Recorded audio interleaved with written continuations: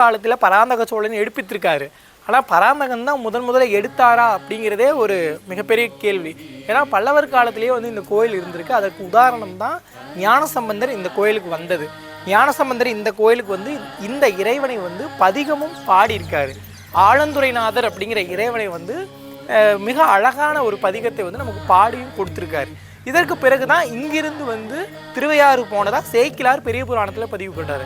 ஆக பல்லவர் காலத்திலிருந்து வந்த கோயில் அப்படின்னாலுமே பல்லவர் காலத்துக்கு முன்னாடி எத்தனை நூற்றாண்டுகள் இந்த கோயில் இருந்தது அப்படின்னு நம்ம யாருக்குமே தெரியாது. உள்ள இருக்கக்கூடிய இறைவனுக்கு தான் தெரியும். சோழர்கள் வந்து இதை மறுபடியும் ரெனோவேட் பண்ணுறாங்க.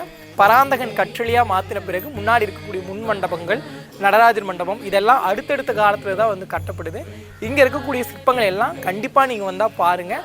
இந்த மாதிரி சோழர்கள் பற்றிய சுவாரஸ்யமான தகவல்களுக்கு நம்மளோட சேனல் ஃபாலோ பண்ண மறந்துடாதீங்க அண்ட் ஷேர் பண்ணவும் மறந்துடாதீங்க. நன்றி.